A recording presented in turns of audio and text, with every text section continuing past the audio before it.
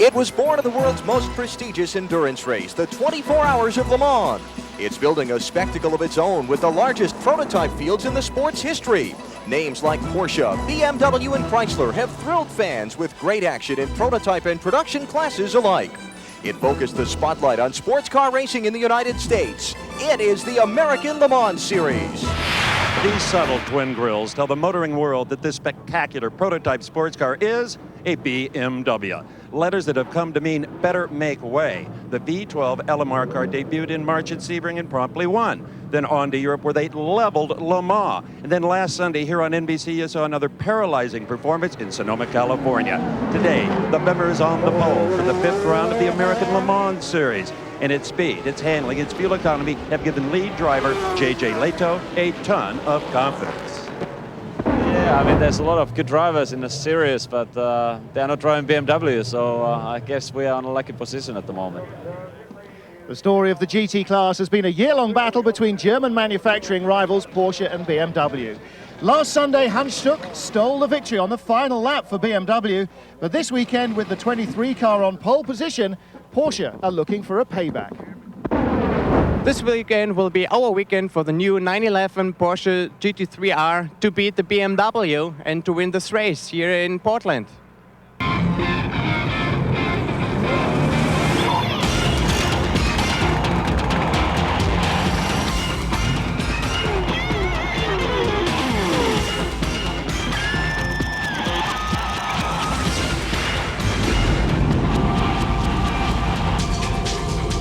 In the shadow of Mount Hood, NBC brings you the Rose City Grand Prix Portland, presented by Toshiba Copiers and Fax, as the drivers and teams from the Great Le Mans 24-hour race come to the States to challenge the best sports car drivers and teams from this country. Hi, welcome to NBC's coverage of the Rose City Grand Prix. Alan Bestwick here, along with Bill Adam. And Bill, in sharp contrast to what we saw last week at Sears Point, a very tight, twisting track. This one here, this is high horsepower.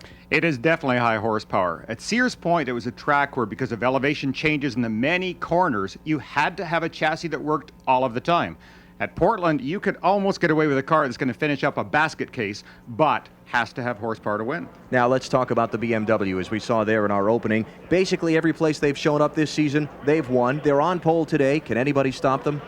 I think it's their race to give away, put it that way. They are the defending Le Mans winners, and they hold that title for very good reason. This is a supremely well-oiled team. Great engineering, great car, a great engine. It is Bavarian Motor Works for a good reason. That's a strong V12 engine. Now let's talk about traffic today. 3 different classes of cars racing in this event. Traffic will be difficult to deal with on this very fast speedway. Yeah, I think traffic may be the biggest problem of the entire year, because on Portland there are very few safe places to pass. At the end of a couple of straights and beyond that, you've got to make very risky passes. The threat of contact is huge here, and because the speeds are so different in those closing areas, you're going to get contact. There you see the field all formed up along this very long, fast front straightaway here at Portland International Raceway. In just seconds now, the command will be given, and the engines will crank and we'll be ready to get today's Rose City Grand Prix underway. Now the Grand Marshal for today's event, Regional Vice President for Toshiba, Mr. John Fahey, to give the command to get this race going. John? On behalf of Toshiba Copiers and Fax, the millions of race fans watching around the world, and drivers, start your engines! It was close.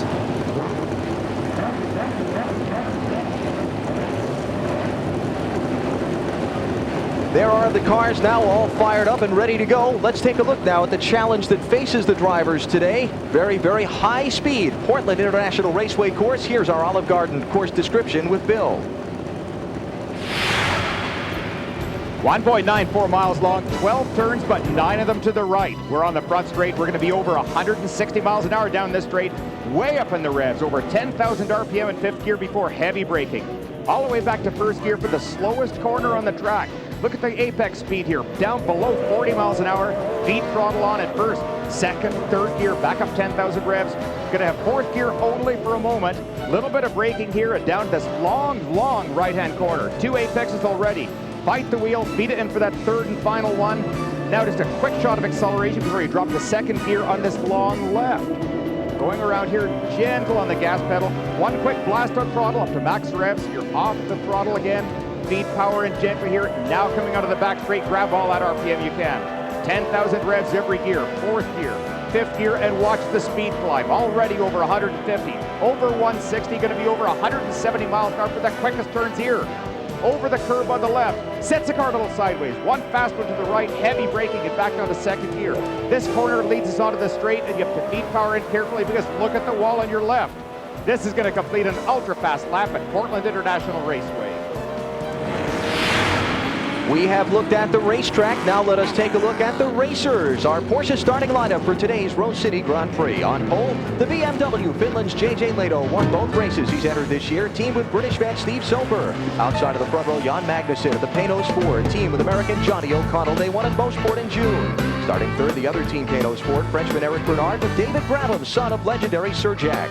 Starting fourth, the Raffinelli Judd, Italian Mimo Scanarella, and France's Eric Comas, winner at Road Atlanta. Fifth is the second of the factory BMWs, California's Bill Oberlin, team with 99 Le Mans winner Joe Winkelhock of Germany. The top qualifying Ferrari, Stefan Johansson and North Carolina's Jim Matthews in sixth. Seventh, point leader Elliot Forbes Robinson with Butch Leitzinger in the Dyson Ford. In eighth spot is Portugal's Pedro Lamy and German Thomas Becher in a privateer BMW. Ninth, Didier Tays and Freddie Lienhardt in a Ferrari. And rounding out the top 10, Canadian Ron Fellows, today in the Dyson Ford, teamed with England's James Weaver. That is the top 10 starters in today's event. Now we'll look at the rest of the top 20. Note the 20th place car, the Ferrari of Wayne Taylor and Alex Cappy. They were qualified a little better than that, had to go to the back of the prototype field after choosing to race different tires than they qualified on. Same with the Ross Bentley Chris Bingham machine that starts 21st. Top qualifying GTS car, 22nd overall. It is the Dodge Viper. Minnesota's Tommy Archer, team with Carl Wendlinger. They outqualified their teammates by less than 0.3 of a second to get the GTS pole. And the GT pole sitter, the Porsche of Dirk Muller, the 23-year-old German star with his teammate Kurt Wagner of Los Angeles. They are the leaders of the GT cars. And a look at the rest of today's 42 car starting lineup. And this GT field, I think we're going to see a fierce battle today. Earlier we were talking with one of the representatives who will remain unnamed, and he pointed out that everything is fair in love and war, and man, this ain't love. So look out, folks. This is going to be a good one. Now there is a developing story on the machine that qualified sixth, the Ferrari of Stefan Johansson and Jim Matthews. Martin Haven has more. Folks, it's been drama and crisis for the Doran Racing team. The 27 car caught fire during the morning warm-up. That has already gone onto the grid to start the race. And in the last hour, they have changed the transmission on the 36 car. Final touches being made. They will start this race, but they'll start a couple of laps behind. Wow. Tough break. It has been a tough weekend for that team so far. They had some differential and gearbox problems earlier in the weekend, and now this in the morning warm-up. Yeah, and I think for those viewers that may wonder, well, why even? Now there's 67 coming in the pits with oil just streaming. It looks like oil may be leaking on the headers because I don't think that's coming out of the pipes. That's coming from the engine compartment, so maybe they overfilled it. That is Kevin Buckler in his Racers Group Porsche with troubles on the pace lap. Now, storylines that we will be following throughout today's race. Well, tire wear certainly, because this is a track with very low grip. You get a lot of sliding across the surface. You get some unusual temperatures developing. That could be a problem. Horsepower, of course, the two long straights. Even though that back straight doesn't look very straight, the speeds are enormous, as you saw from the track description. And the championship. The reason that number 36 Ferrari is coming back out, they want to collect points. They've got to stay inside that championship hunt. And of course the GTS and GT class championships. Again, there are three different types of cars racing in today's event. Then Steve, well, let's talk just quickly for a second about the GTS machine. They are production-based cars, but yes, not quite like the wild full open prototypes. No, this is the kind of car that you dream about. You can actually see cars like this, identical to them, driving down the street. They do not have this horsepower, however, but in fact, look at those Vipers just flying in formation right there. These are everybody's dream cars, but enormous horsepower. And here comes the field. Green flag, we're underway. Watch carefully the festival curves, the tight chicane they're coming up to now. You could throw the whole race away right here. Boy, and you saw the Panos just take a peek inside. I think as much as anything, that was just to occupy his mirrors. Oh, there's a car going off. Bill Oberlin's BMW. He has spun in the very first corner. He will have to wait until the entire field goes by. Just a huge error on the opening lap right there. tires would have been stone cold. He tried to get a little power down so carefully, and just nothing, no traction at all. Said it just seconds ago. You can throw the whole race away right there. Overland is going to have a ton of work to come back from the back of the field. Well, there's J.J. Lehto as he's going around. Now here, we're going to get an idea of exactly what did take place here. We'll try and get a replay for you in just a moment, folks. That is Overland back underway. Back underway. Now here, watch up the inside. You can see Bill's car right there, just turning inside the Raffinelli car. Watch the back end of it. Look at this. Wow. Just almost not even leaving a rubber trail. That was so slick right across the midpoint. The other thing is there's a pavement change in that chicane. It goes from asphalt to a concrete. So there's a decided grip change. So Overland has fallen all the way to the tail end of the field as his teammate Lehto leads across the stripe, lap 1. This car, this driver, this team, they have been so impressive all year long. They dominated Le Mans, a brilliant performance. They came to Sebring, a very close victory down there over the Dyson team, but a win is a win. And then last week, almost a flawless race. That was perfect from the drop of the green to the checker. Lehto working his way around what they call the infield part of the course here at Portland. Upper left corner of your screen throughout the day, we'll have scoring information for you, updating the overall standings, as well as from time to time the standings in the various classes involved in today's race, particularly the GTS and GT standings. And you look now at the rundown after lap number 1. Keep your eye out, see where Overland winds up as we wind our way back through the field, because it took him a long time to get going again. Yeah, I expect that Bill will be right near the back. Now, because this is a long race, it's not as totally damaging as you might think. I don't think that Bill was going to be in a position to challenge J.J. Lehto today. That Lehto is the star of the team. The team recognized him as their money driver. Bill has been doing a great job this year in the backup role, and I think he has been remarkably patient, which is the proper thing to do. So as the cars cross the stripe and complete the second lap of the race, it is Lehto leading the 2 Panos machines. It is Eric Bernard second in the number 1 Panos Ford. And then running in 3rd position is the car started by Jan Magnussen. There is the Bernard machine. You see he's fallen about a second behind Lehto in the opening laps. And they are right behind him, O'Connell zipping in and out of your frame as they work through the curves in the infield part of the course. One thing that Lehto might be trying to do right now is to try and stretch a little bit of a lead as quickly as he can, because they're going to be lapping cars so quickly. If you get caught behind a car that you're lapping at the wrong point of this track, it can really cost you. This is the onboard view on the Panos. Look at the vibration through the steering wheel. He's coming down this long, fast back straight. They're well up into the 180-mile-an-hour range at this point. In fact, talking to them yesterday, they were talking about running down here at 290 kilometers per hour, which is really fast. Jan Magnussen running 3rd behind his teammate and the BMW of J.J. Lehto early in the Rose City Grand Prix, the American Le Mans Series on NBC. And now, if you will please turn to page 17. You're in business to make things happen without mistakes. I don't have a page 17. What?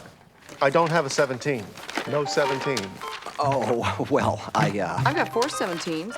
I got a bunch of 3s. Toshiba copiers never let you down. From brilliant color copies to network connectivity and perfect collation. With Toshiba, you're in business. Should have used the Toshiba. For information in the dealer near you, call 1-800-GO-TOSHIBA.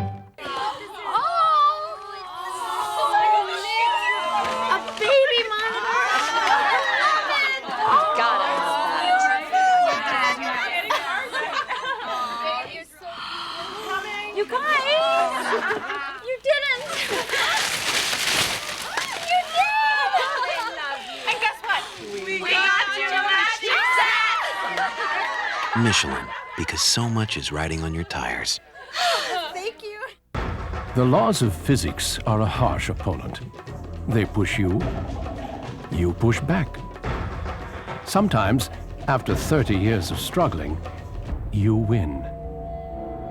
And as everyone knows, at Porsche, we like to win. Introducing the Porsche 911. The laws of physics have just raised a big white flag. The Rose City Grand Prix Portland, presented by Toshiba Copiers and Fax, is brought to you by the Olive Garden. When you're here, you're family. By Michelin, because so much is riding on your tires. By Porsche, who wishes to remind you there is no substitute. And by Toshiba Copiers and Fax, your source for digital connected office solutions. The Rose City Grand Prix at Portland. On NBC, the American Le Mans Series in race 5 of 8 in this 1999 campaign, looking down on this beautiful 1.9-mile track in the northwest corner of the Rose City. Riding on board the leader, J.J. Lehto, on pole for the race today, and he has set a torrid pace in the opening moments of the event. Yeah, and I think the car that he's going to pass right there ahead, that I believe is, never mind, it's not. I thought that was our GT leader. It's a good try, though. Yeah, we were close to it. So you look at Lehto blasting his way through the field. Now on lap number 1, Bill Oberlin in the team BMW. There, the 43 machine spun at the Festival Corners, the chicane, just at the end of the front stretch, and dropped all the way to the tail end of the field. He was like 41st out of 42 cars, but he has blasted his way up to 18th position in just these opening moments of the event. Bill has driven very... Oh, no! Man, wow. Just as I'm saying, he's about ready to pass that BMW. That is one of last year's BMWs, the black car immediately ahead of that white number 43. It is also a V12 engine BMW. He just got shut off totally going over those curbs. That is real high-speed territory as well. That is Pedro Lamy driving the 26 machine. He's going to try him again there. Now, this is the other car that had trouble just before the start of the race. This is Stefan Johansson in the Ferrari. Remember, we showed them frantically repairing the gearbox on that machine as the cars were rolling off on their pace laps. He came out behind the pit wall as the field took the green flag. He started basically back in 42nd position and has managed to power his way all the way up to 20th spot now in just these opening moments of the race. Yeah, and this is a really interesting point too, because you have to have absolute total faith in your crew. You have to know that they did everything up properly, that all the bolts are done tight, and that the car is going to handle the same weight that it did handle before this took place. So that is Johansson running now in 20th position after being back in 42nd. Now let's transition and look at the GTS category. The Dodge Vipers basically are leading the race. The point standings are not dominated by them. It is Martin Snow who is dominating the point standings because the Vipers didn't run the first couple of races. Yeah, once again, I think the consistency really is coming through. That we have noticed that the Dyson cars are leading the prototype category in points because of consistency. They haven't even won a race. These cars have won both of the last 2 races very convincingly, but because they missed that one crucial one, they are not in the hunt yet. There are the top 2, David Donahue passing his teammate Tommy Archer for the lead in the GTS category as the team cars run 1 and 2. Let's get more on this effort in the race today by the Dodge Vipers from Steve Evans. And it's a fascinating story. The Viper, of course, is a Dodge built in America, but campaigned by a French team, Oreca, that has vast endurance sports car racing experience. They've run so well the last 3 years. They won Le Mans. Here in this country, this is the first time they will have ever run an American Road Racing Series. An occasional appearance at Sebring or Daytona, but the first full series that they're attempting to win. It looks like they may well do that. 2 European drivers, 2 American drivers, and the engines are prepared in San Diego, so it takes a lot of countries to make this team work. There you go. And watching David Donahue lead Tommy Archer. Donahue, of course, from Pennsylvania, son of the great Mark Martin. And Archer, a long-time successful road racer here in the United States. And they've got some traffic of their own to deal with. Faster cars coming up behind them and slower cars in the GT division to get around. Yeah, they did. And in fact, the number 65 Porsche just gave them a huge favor by moving over and getting out of their way. You saw they had to watch their own mirrors as one of the Panos is coming up to pass, then they're in turn trying to get by the Porsche. The Porsche, he just doesn't know which way to go. Go left, go right, you don't know which way you're getting passed on. So it's a real challenge for these drivers. Make the wrong guess, and those guardrails and concrete barriers are a whole lot closer than they seem. I remember a few years ago somebody made the wrong guess on me and I went for a flight through the air at this very track. Not much fun. Not fun at all. So those the GTS class leaders, as again throughout the afternoon the standings will flash by. Now this is the point leader in the American Le Mans Series prototype standings. Butch Leitzinger with his teammate Elliott Forbes Robinson. The top 2 drivers separated by 1 point with Robinson the point leader, but they are on pit road just moments into the race. Yeah, and you can see Leitzinger right there. He is getting out. Oh no. This has a huge effect on the championship. Let's go to Martin Haven with more on the story. Well, guys, the championship points leader, you just saw him step out of the car. The gearbox is broken, and that looks like the end of the day, certainly in terms of points for Butch Leitzinger. Wow. Tough break just in the early moments of the race. The point leader, Elliott Forbes Robinson, actually never even got in the car. You know, Butch Leitzinger driving the first few laps, but then the gearbox going south, and they're going to lose a lot of ground in the championship. Well, this is maybe something else we have to watch out for, these gearbox problems. The BMW is the car you're on board right there, coming down the front straight.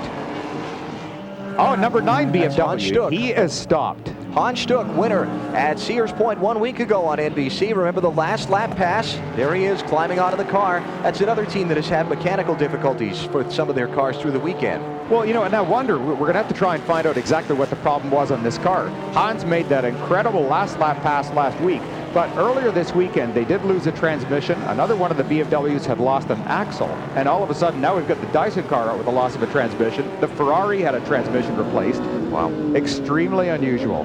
Riding with J.J. Leto, leading the Rose City Grand Prix at Portland, working his way down now the very fast back straightaway. Almost kind of a misnomer because it's not straight. Yeah, it's a long, blind right-hand corner and very, look at even how the BMW is pulling ahead of our helicopter.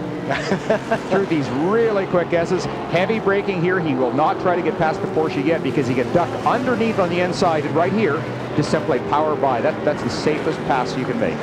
All the way up through the gearbox down this very long, fast front straightaway. Now back to the point leaders, the Elliott Forbes Robinson Butch Leitzinger car. Martin Haven has a follow-up report for us from pit lane. Well, gentlemen, right behind me, you can see James Weaver, the second driver of the 16 car, talking to Elliott Forbes Robertson, the second driver of the 20 car.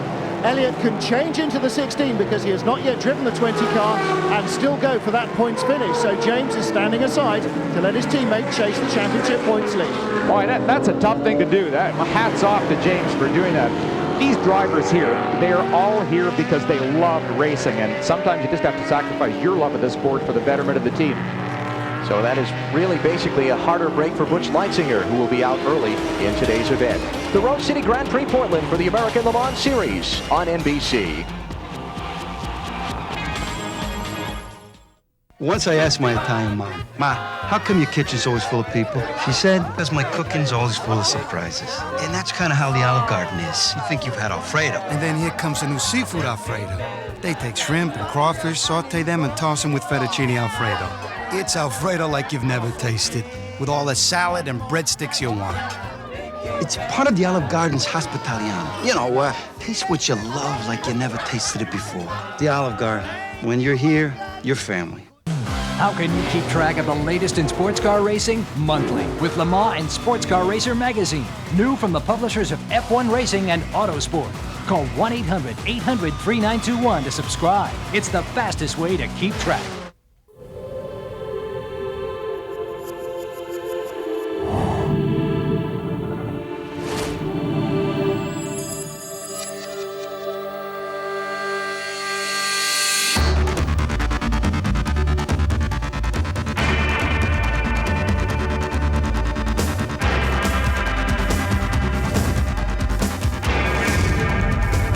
BMW 3 Series sedan from $26,970. Insightful columns, exclusive interviews, dazzling photography. Every month in Le Mans and Sports Car Racer magazine. New from the publishers of F1 Racing and Autosport. Call 1-800-800-3921 to subscribe. It's the fastest way to keep track.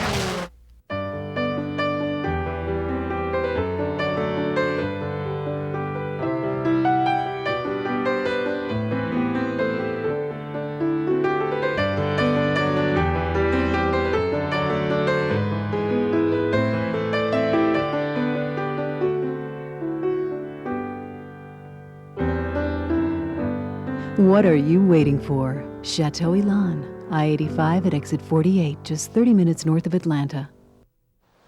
Yes, I know it's August 1st, but there is still plenty of snow atop Mount Hood. That is the panoramic view from Portland International Raceway, where the American Le Mans Series runs the Rose City Grand Prix today here on NBC.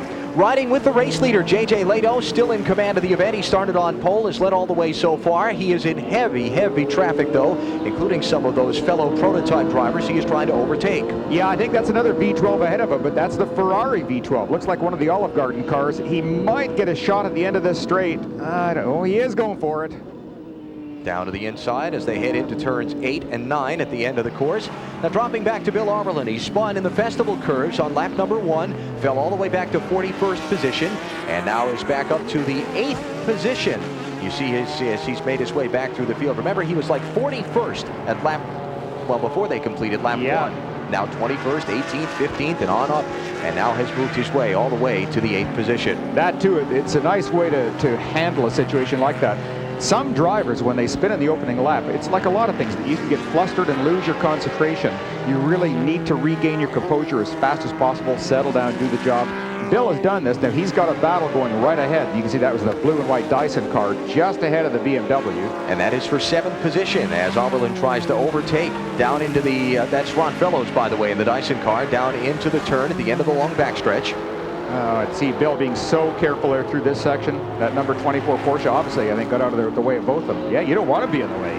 Next car ahead is the Max Angelelli car, the Ferrari machine that is running 6th, and Oberlin will try and chase him down as they come down the front stretch. Angelelli's fun. We had a chat with him the other day, and he was telling us about how his dad used to be involved in racetracks in Europe and how he went to a stock car race here. He is just a delightful character, full of life and fun, and a really fine driver. Angelelli, a 32-year-old from Bologna, Italy. His dad was the track manager for the famed Imola circuit, where they've run Formula One races and all kinds of things over the years, and he said that was basically his playground every afternoon. Wouldn't you love that? Oh, yeah. He just would get out in the race car or drive around the racetrack whenever he felt like it. Said sometimes he took his girlfriends out there. He said it was a good way to impress them. That's not bad. Get your dad to give you a racetrack. My daughter asked me for a go-kart. This guy gets a playground of a racetrack. What a deal. Oberlin still trying to chase Angelelli down. You see the drivers there racing for the 6th and 7th positions. There's a car going slowly. I don't know if he's coasting or not. He appeared to be still under power. That is Scott Schubott's machine that you'll watch these cars overtake down on the inside of the racetrack. Yeah. Oh, boy, he is really going slowly. I don't know if he's going to make it or not. Here comes Oberlin up on the back of Angelelli, trying to get the position away. Looks to the inside in traffic as they come to the festival curves. There's a great view. Now, look what Angelelli has to do. Watch the BMW, and he's going to be turning really tight on the inside to get under power right now. Pull to the left, try to go around the BMW. And the BMW, too, he's got to watch it as well. He's on much narrower tires, and of course, when he puts the power down, that car is easy to get sideways also. Now looking as Angelelli has to contend with the Ron Fellows machine for position, and this should be for the 7th and 8th spots now. Couple of cars having problems. We saw the Scott Schubott machine trying to coast onto the pit lane a moment ago. Also in trouble is Jack Baldwin's machine. It has been taken back behind the wall here in the last moment, so Baldwin running into some problems in the early going and appears to be out of the race. Max Angelelli back on board the Olive Garden Ferrari. Something to point out here for you folks.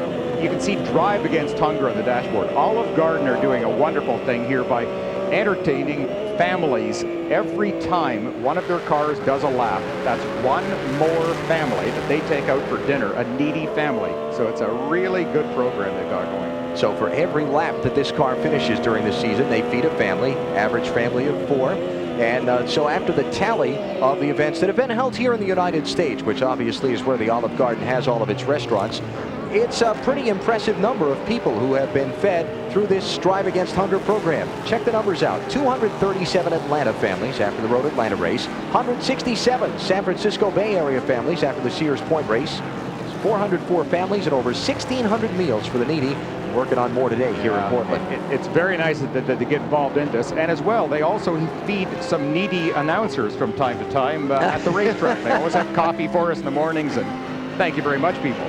Big wiggle there on Angelelli's front end, trying to hold off Fellows for 7th spot. Down this long back straight again, Bill Oberlin over that curb on the inside. As you saw from the track description, you can use a lot of the curbing, but you have to be prepared to pay a price. If you don't get it right, if you get the car up a little too high where the suspension really wants to rebound off it, you're in trouble. BMW leads the American Le Mans City Rose City Grand Prix. You're watching the American Le Mans Series on NBC.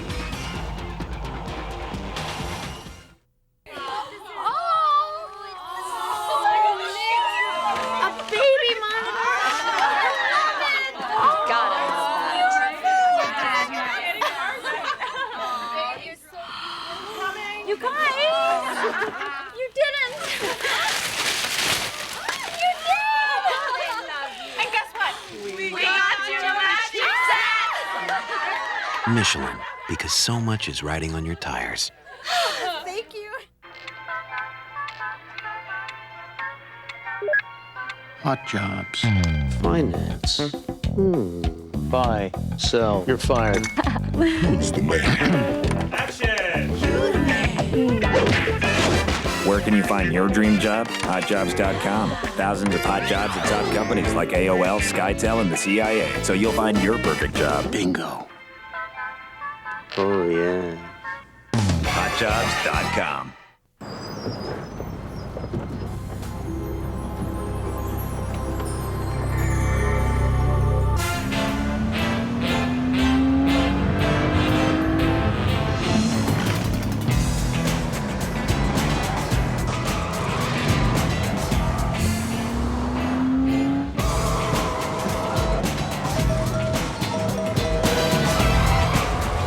The Porsche Boxster. There really is no substitute. As the postseason approaches, the champions and the newcomers prepare. Tune into a WNBA special all about heart next Sunday on NBC. Next Saturday, NBC's coverage of the WNBA continues as the Mystics meet the Rockers. Shamiqua Holtzclaw is one of the league's top scorers, but now she's looking to bring her team back into the winning column as the Washington Mystics face All-Star Merlakia Jones and the Cleveland Rockers. The Mystics versus the Rockers next Saturday, 4 Eastern, here on NBC. As the Rose City Grand Prix continues for the American Le Mans Series, you ride with J.J. Leto. He continues to be out in front in the BMW car. Some of the other contenders are on pit road. This is Canadian Ron Fellows, who's actually buckled EFR into this number 16 car, and he just stalled it. You saw the car there, he's refired, he's going to make it out okay. Elliott Forbes Robinson, remember, the point leader in the prototype standings, scheduled to drive the 20 car, the team car to this one, but that machine broke a gearbox with Butch Leitzinger aboard in the early going. And Forbes Robinson, because he had not driven the other car yet, eligible to transfer over to the sister machine and continue to collect championship points. And this is not as dead easy a thing as you might think, that it's something similar to street cars in that each car has its own personality. And sometimes they set the cars up differently for drivers. They each like their cars to handle just that own special way. And some like a little touch of understeer, a little push in the car. Others like the back end to be loose. EFR has to be very adaptable at this point. And one of the things about moving to this car, Elliott told me on Friday here, that the seat in the 16 car is different than the seat in the 20 that he and Butch Leitzinger ride. He might be a little small to be flopping around the inside of the seat that normally James Weaver and Ron Fellows would be squeezed into. Yeah, I'm sure he would be. This is something that you can bet after an hour in this car, he's going to get out and he's going to be very sore from that, because the seats have to fit so precisely to help you put up with the G loadings that these cars are capable of. Some of the long, fast corners, you're going to get these cars approaching 2.5, 2.8 Gs. There is tremendous side loading, and the seat fit is very critical. Now let's look back at some of the production-based classes for the moment. The GT leaders, championship standings, Kurt Wagner, Porsche driver, leading Johannes van Overbeek, one of the BMW drivers. There you see Dirk Muller back in 5th position. He actually spent one race this year behind the wheel of a prototype machine, which is why he's not right up there with Wagner at the top of the standings. They've had it all their way so far today. Muller and Wagner have. This is their car, right now running in 1st place in the GT class. Yeah, and this is another performance that we watched a week ago down at Sears Point. Dirk Muller, definitely a star of the future. This young man is very bright, very fast, very smooth in the car. And I think the last lap horror of being passed by Hans Stuck in the BMW is something that these team members would have thought about through the entire week. So watching Muller there continue to lead the GT class as you ride with him. He is back in 20th position overall, still not yet having made a visit to pit road. Look at that lead. Class standings in the upper left-hand of the corner. And troubles on the racetrack. That is the 27 machine that Didier Tay started and just turned over to Freddie Lienhardt, and he's gotten into some pretty good contact with one of the tire barriers. Yeah, I think that's the tire barrier that leads onto the front straight. You can see he has contacted the left front fender, which has pitched the car around. Just a violent counterclockwise spin. And the car is stopped there. They will have to put a pace car out to gather this thing up and put the tires back in position. Lienhardt trying to make a hard right-hand turn there and must have either caught or got squeezed into the tire barrier with the left front corner of the machine, and it kind of snapped it around and left it right there. Now the leader is in for a pit stop. Here's Steve Evans. The 42 car, the leader, is in indeed. Let's see if they just changed left side tires or any tire changes whatsoever. There is a driver change. Steve Silver, the Englishman, replaces J.J. Leto bolting him in. Now, remember, under Le Mans rules, you cannot touch the car until the fueling is complete. And still, gasoline pours into this car. It holds a total of 90 liters. Once that hose is disconnected, they can physically touch the automobile. you also have to shut the engine off as soon as you're in the pits. No tires whatsoever. Fuel, driver change in the 42 is back out. No tire change. No, that is so typical of the BMW perfection this year. They even caught it right with the yellow flag coming out. They were able to get down pit lane. A perfect stop for them. And back on course. Steve Soper now aboard. Let's go down to the Viper pit. Yeah, Tommy Archer started the car, comes out. Same pit rules apply in this class. Kurt Winglinger will go into the machine. They were talking about changing tires on the left-hand side only if indeed they change at all. And that will save about 12 seconds in the pits.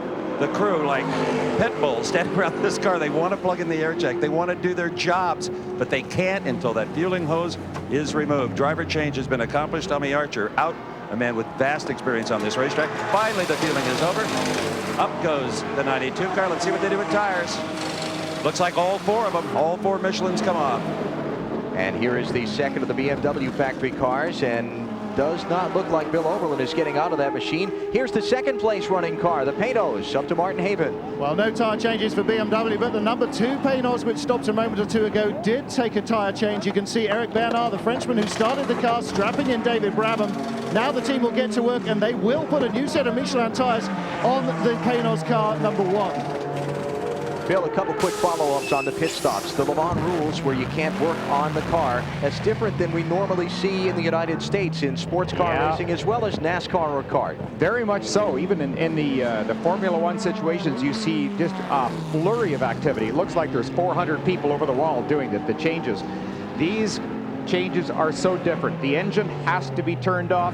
No work on the car at all while the refueling is being done. They don't want any chance of an accident that way. And only 2 air guns.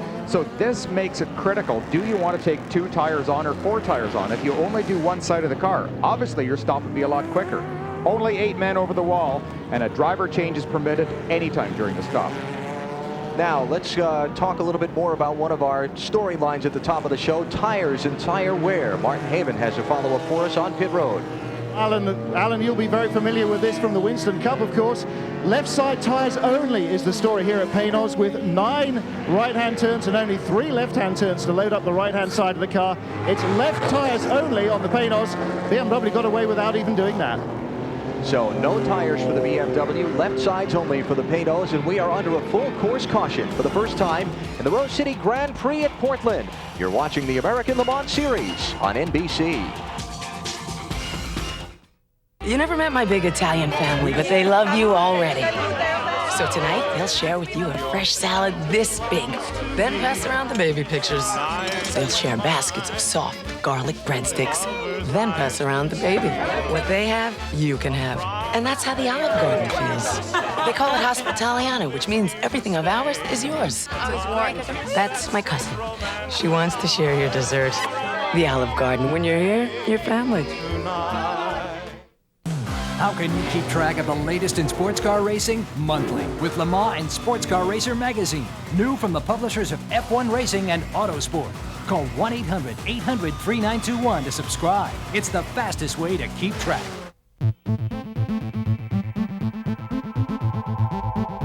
That's right.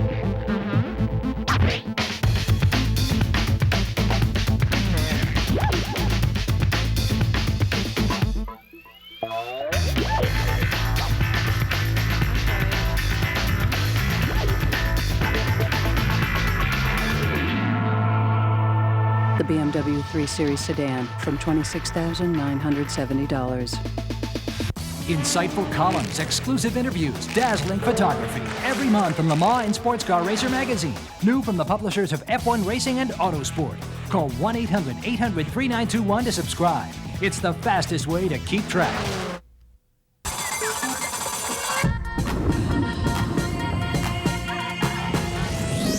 Join me in Providence at the Gravity Games on NBC.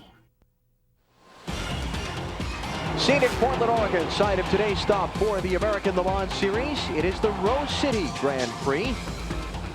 Drivers and teams working their way up the Pacific Coast from San Francisco last week to the Pacific Northwest today.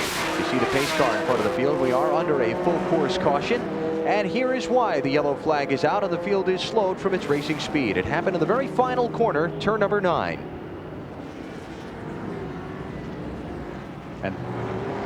That is the remnants of a tire barrier. It obviously did its job, and I'm sure the driver is grateful for that. He had to come off there, be extremely wide. We don't know why. Maybe the punctured tire, but you had noticed a little bit earlier there was an oil flag down that corner, so he could easily have gotten into that. Just got far wider than he wanted to.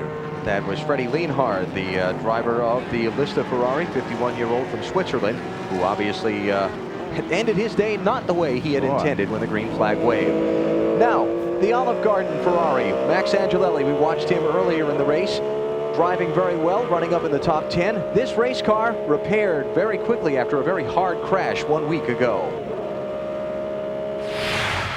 Sometimes a crash is not as bad as it looks. That can't be said for last weekend with the Olive Garden Ferrari at Sears Point. It was nasty. It really was. It was actually our car, the Toshiba car. I double stinted and then handed over to Alex. And unfortunately, got caught passing a car and got blindsided by a GD2 car coming backwards across the track. And he was very lucky in that he could have either T-boned the guy or gone to the grass, and he took to the grass and just caught the wall and almost destroyed the car. In fact, the monocoque was saved, but the rest of the car was destroyed. What a job this crew has done to put a car into your here.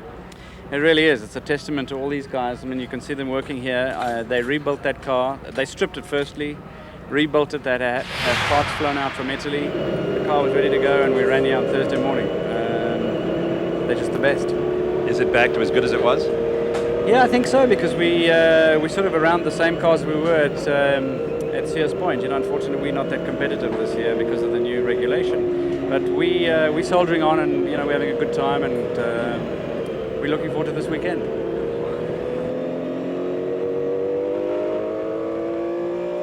Here are the storylines we've been following throughout the race. Let's kind of go back in the middle of the event and update things as they stand. Bill, tire wear first of all. Yeah, tremendous advantage for BMW, and I think part of this has to go directly to JJ Lehto. His smooth driving is making these tires live.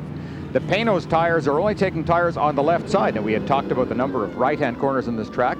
Sometimes you gamble with a very hard compound on the inside because it takes a little wear. That's exactly what has taken place with Panos. Horsepower, of course, it's showing through. BMW first and fourth, the Panos running a very strong second place. And you see the GTS and GT classes as the green flag comes out, back at it first and second, right together as we go to the green. Well, talking of horsepower, look at the black and silver up the outside. He cannot do it. JJ Lehto is going to hang on to it. That is David Brabham in the Panos machine, the black car left of your screen. The white car is now Steve Soper. All of the teams making the driver change under the pit stops during the full course caution. So Soper, the Englishman, behind the wheel now, trying to hold off Brabham as the field gets back up to full song. Yeah, and you can bet that Brabham is going to try and take a run at him as hard as he possibly can right now. That lap traffic just might stand at Brabham's way just for a moment. In fact, it did. Gee, that cost him just a fraction of a second there, just enough to make him get off the throttle. Soper even leaving rubber coming off that corner. We did not see Lehto do that throughout his entire stint. Soper put down rubber that time. Now, Soper's car not changing tires. These are the tires they started the race on. The Panos machine getting 2 tires. Yeah, excuse me, on its stop a little bit earlier. And I think they made the right gamble. If I were to bet money on a car at this point, the BMWs have always been very good on tire wear. The Michelins, without question, are the best tires to have long-lasting, consistent performance. But new is new. The tires on the Panos are bound to be better than the BMW. Soper had a handful of steering wheels sawing back and forth, leaving the last corner coming onto the straightaway. Watch his hands here and see if he, see the wheel go back and forth. He is trying to get on the throttle as early as possible. The tires will have lost a lot of the temperature. Look at the little butterfly steering wheel too. Isn't this interesting? Now just to give the drivers here a little bit more room in the car. Watch the feedback from the steering wheel and what he has to do to control the cars. He tries to feed the power in, weaving in and out of the turns, 3, 4, 5, heading through what they call the infield part of the course, dealing with a slower car, and up onto the back straightaway. This will give a chance to the Panos because the Panos will be directly behind him right here, the fastest part of the track. Now he gained some ground on him. He did. Just a little, but some. Here are these blindingly fast S's right at the bottom of the straight. Both cars over the curbs, sliding right to the white line, duck it in. Here's where the Ferrari crashed, right there against the barrier. They both exit on the front straight with no problems. almost looked like a little tiny bit of smoke off the BMW that time. You're watching the race for the lead in the Rose City Grand Prix. Steve Soper in the BMW that started on pole and has led all the way, being challenged now by David Brabham in the Panoz Ford-powered machine, a V12 in the cockpit of the BMW, or I should say under the hood of the BMW, and a V8 Robert Yates Ford under the Panoz, and Brabham is trying hard. You can't get any more different at this point. Just this incredibly exotic alloy V12 and a stock, a NASCAR motor in this thing, just ready to get up and tear some fender off that car. BMW has been so dominant. Last week at Sears Point, they were so dominant. I'm sure the Panoz team feels that they have to get up and put some pressure on them and show them they can run with them and lead. Lead duo working their way around Portland International Raceway. It is the Rose City Grand Prix of Portland. We'll be back with more after these words from our local stations.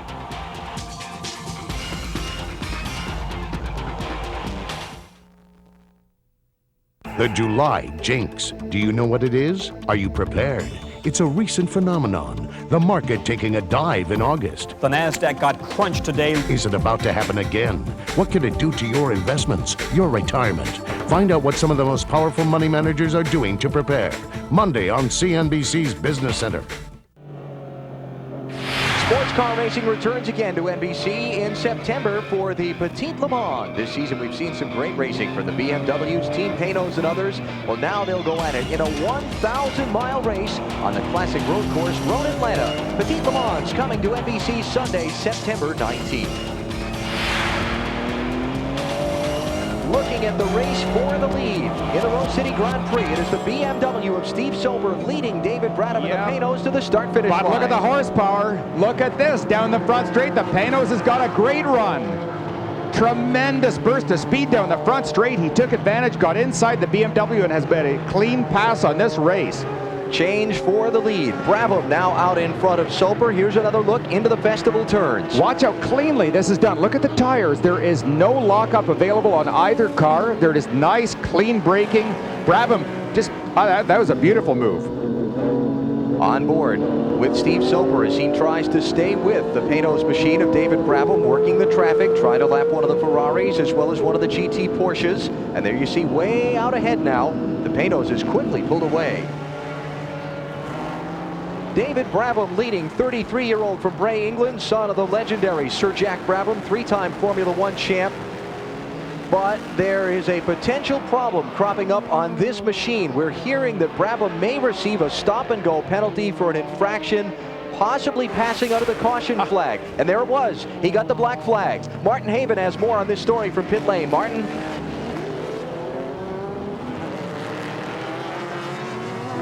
Yes, Peanuts have in fact been penalised a single lap. They were for a black flag infringement on the passing manoeuvre. Yellow flags were flying, and so they will come in for a stop-and-go penalty. So the lead that David Brabham worked so hard to get and is working hard to keep in all that heavy traffic is going to go away as he reports to the pit lane for a stop-and-go penalty. Unbelievable. What a turn of events. And look at the BMW. You're almost right up alongside here. That number 42 car is right on his tail. Steve Soper trying hard to find a way around Brabham. He's going to get an easy pass if he'll ride behind him for a minute when the Panoz goes to the pit lane for the penalty. Yeah, and I would imagine that Soper would already have been informed of the penalty by his crew. They could clearly see, oh, gee, the BMW is off the track. They're over the curb again. Maybe he's not been informed. Wow, that's amazing. That's the same place that Bill Opperland was high on the curb earlier. The Panoz is staying on the track one more time down the front straight here. He comes by the starter stand, getting the black flag signal one more time. So certainly the officials have been in communication with the team, and they know that they'll have to report to pit road. Most racing series, a team is allowed 3 laps to answer the black flag. So he's gotten it twice now. If he comes by the 3rd time and then keeps going, what they'll do is they'll stop scoring him. Yeah, and I would have stayed out too. I mean, in Brabham's situation, you never know if maybe the officials have made a mistake. You want to be absolutely sure. The worst thing in the world is to report to your pits and then go, no, we didn't call you. And while he continues to lead and needs to answer the black flag, he's getting plenty of pressure from Steve Soper in the BMW, and they have got a ton of traffic they're trying to work their way through. Well, again, I think it's critical that Soper's crew call him and say, look, Brabham has been given the black flag twice. Relax, back off. You've got a lap lead over the next car other than the Panos. Don't worry about the Panos. Coming up on the back of one of the GT Porsches. And it does not look, he's going to try and pass. Oh, man. Steve, don't do this. Off the final corner. There goes the Panos to the pits. Brabham peels off for the black flag. Soper goes back into the lead in the BMW, down to the 50-mile-an-hour pit road speed limit, all the way down the front stretch while he's on the pit lane, plus the stop. And being nose to tail for the race lead, let alone being in the lead. Wow, boy, is all gone. You just saw his John Force burnout right there. David Brabham giving up the lead for a stop-and-go penalty for passing under the caution flag. Martin Haven has more on pit road. Well, the story from Sports Car has been clarified a little bit. It was not for that passing maneuver we saw there after the safety car period. It was for passing under yellow before the safety car was on the track. So it wasn't when he took the lead, it was for passing another car. Now, let me explain a little bit about passing under yellow in a road race.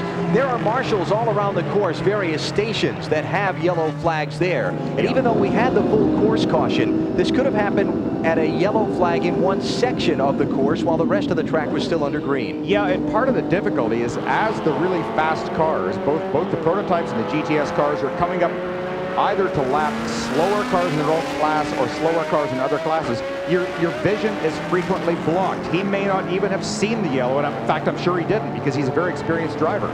Let's get out of pit road, Steve Evans.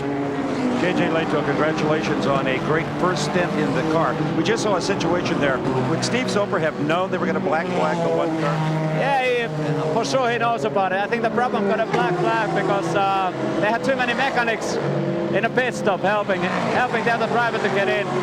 So he just did the stop and go, and I guess we are on a lead now. You did not change tires. What kind of rubber does he have under him right now? No, he's still using my rubber, you know. I kept it good, you know, so it's he should be pretty happy with the tire. We saved a lot of time. We didn't have to change the tires, and we just put the fuel new driver, and that's it. Thank you, JJ. He saved the tires for his partner. And that big roar you heard in the background while Steve was talking to JJ was their teammate Bill Auberlen coming in, also assessed a stop-and-go penalty. He was tearing out of pit road while Steve was talking with JJ. Auberlen in fourth position before the penalty. Right now it is Steve Soper in Team BMW leading the Rose City Grand Prix at Portland. You're watching the American Le Mans Series on NBC.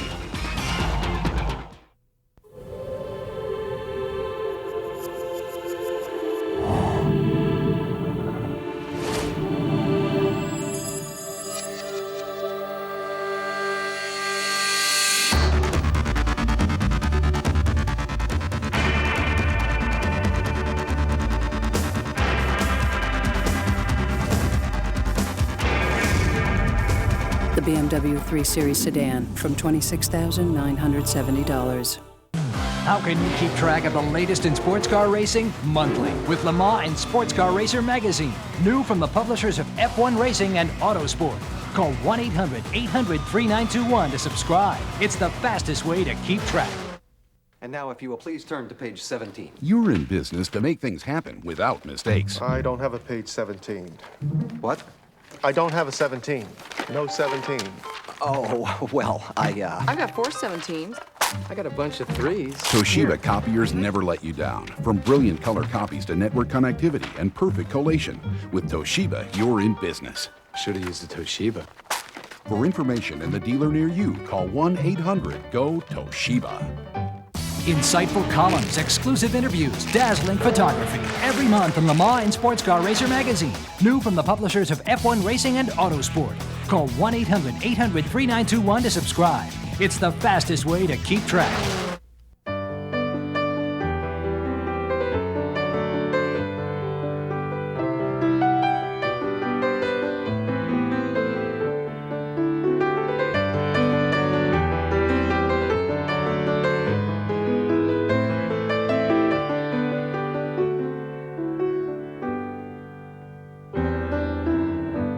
What are you waiting for? Chateau Elan, I-85 at exit 48, just 30 minutes north of Atlanta.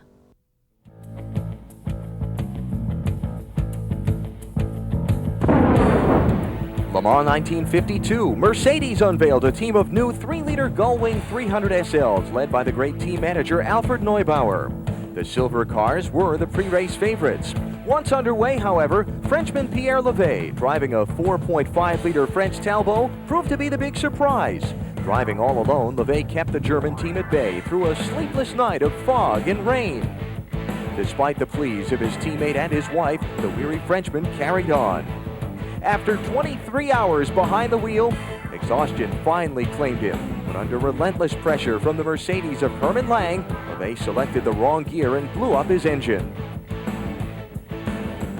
That left Lang and co-driver Fritz Rice to lead a Mercedes 1-2 finish. It would take 37 more years before Mercedes would win Le Mans again.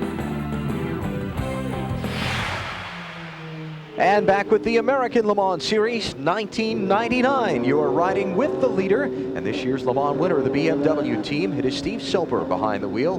British driver from about 45 years old or so. Matter of fact, he is 45 years old or so. He is from Greenford, Great Britain.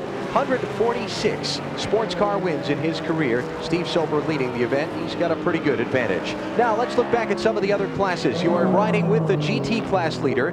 This is the Porsche machine that Dirk Muller started and is still behind the wheel of an hour and 40 minutes into the race. Had himself a heck of a run so far, but it has not been trouble-free despite the fact that he's got almost a lap lead on the second place car in class. Let's take a look at what happened to Muller a little while ago. And as you watch Dirk go into this corner, just keep an eye on the apex of the corner. You watch him bend in, doesn't even get close off the outside of the track, and then around and backwards. Just got that real wiggle under braking. Sometimes something like this can happen just from the fatigue of being in the car. It gives you some sort of an idea how impressive that Pierre Levey's feat was at Le Mans to drive 23 hours. That's unthinkable. Muller still the class leader in GT, and he runs right now 19th overall and one full lap up on the second place car in GT. You look at the standings there. That is the Brian Cunningham machine. That is back in the second spot in class, and that is the time on the right-hand side since their last pit stop. Yeah, and you can see Muller basically has driven the whole race so far without stopping for fuel. He should be getting pretty close to stopping, I would think, within the next few laps, because their fuel economy has been most impressive. In fact, we're being told there is a yellow flag situation on the racetrack, so you can definitely expect Muller to stop. You saw just a minute ago while we were watching Muller run around the racetrack, a car up against the wall on the back straightaway. It was one of the Porsche GT cars. There it is. That is the 83 machine of Zach Brown and Stefano Buttiero. And they have come to a stop there out of the backside of the course in a very, very bad spot. That's extremely high speed there, that part of the course. Yeah, this is something they'll be able to take care of pretty quickly. It looks just simply like a mechanical electrical failure. There is no damage on the car that we can see, so they can tow it out of the way very fast. But Muller will want to try and take advantage of this yellow flag situation as quickly as possible. So the pace car comes out and picks up the head end of the field, and that will slow the pace in the Rose City Grand Prix for the second time today. There you see the pace car just up in front trying to pick up the race leader. And so Steve Soper will slow down, and the field will bunch up once again as the safety car is on course. Now, this is the number 2 machine, the Johnny O'Connell driven car that is running now in second spot because his teammate's on pit road. Again, good timing by the Panos crew, taking advantage of the yellow flag. Get in, get your stop, get any little problems taken care of, fresh tires, little drink for the driver. David Brabham staying in the car. And let's go to the GT leader. We talked about him not making a pit stop yet. That changes right now, Martin Haven. Well, this may change the strategy of the race as well, because they came in under the earlier yellow but did not change drivers.